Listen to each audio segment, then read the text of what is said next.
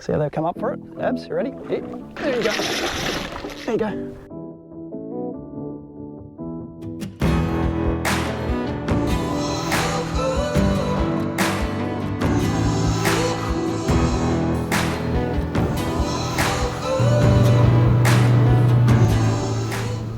It's a glamour morning on the Sunshine Coast. We've come out of the Noosa Bar this morning and the plan is to chase a very late season snapper, so summertime snapper, and they have all been wide of late, which means there is a risk in that because in summer the current runs and that can make snapper fishing pretty tough. But I know they're out there, and if we get half a shot with maybe a moderate current, we've got a shot at catching a snapper, which is what she really wants to do.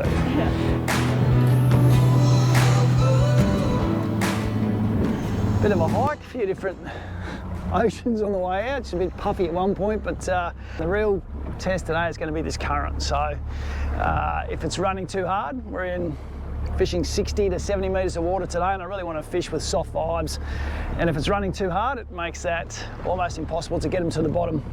A lot of people think that you can't fish vibes out in this sort of depth water, but if the current's okay, it's definitely a bit of technique to it, but you can get them down there, and snapper absolutely love them. So first thing, find some snapper and then check out the current. I like looking in this grazing ground out wide. You get a lot of very solid structure, a lot of relief out here, and that really solid tall stuff can sometimes, the bit that comes off the bottom a long way can sometimes hold a lot of amberjack and other fish, and I don't really want those. I want the snapper, and I find that sometimes when there's less bait around in that grazing ground, it's actually easier to highlight the snapper on your sounder and pick them out. And there's a little bit of bait there, but there's clearly looks like a group of snappers sitting on the back end of that. Now that's the kind of sound I want. Here's another one coming through here. So this is getting close to the type of place we might want to stop and see what the current's doing and get a vibe down there. The electric's not working too hard yet, so that's a good sign. And I just drop a vibe straight out the back to begin with. I just watch which way it goes, and I hope it just doesn't disappear really quickly, otherwise we're in trouble. But the first thing it does is it's slowly going, it'll be slowly going that way.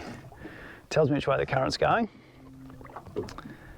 My braided line, coloured braided line, lets me see that. I can see already that it's starting to poke that way, which means what I'll do now, because I'm in 60, 70 metres of water, I'm going to start throwing the vibe back behind the boat because it's got to drift this way. It's not ideal having it basically boat hanging one way, current going underneath us, but that's what it is. That's what it is. I'd rather have that than a roaring current that we can't fish. I'll take this. That'll get us down, I reckon. I've got this transducer set on its wide setting. Does make fish arching look a little bit smaller, but what it does is it broadens this beam around the boat, and I can actually see my vibe going down. So we're at 30 metres already. The beauty of that is I start then comparing with line on my reel with where the depth of the lure is, and just remember it, and you start knowing when you're getting down there. And the beauty is sometimes you can actually see fish react to your lure as well, which that's when it gets really exciting. I like to have lures all going down at different times. So I've pretty much got one close to mid-water now, one's a third of the way down, I've just cast this one out, because there's nothing worse than all your lures get to the bottom and then they slowly drift through that zone and then the fish arrive. It's always good to have one lure coming down at basically different levels so that you can intercept those fish as they come into your area to feed.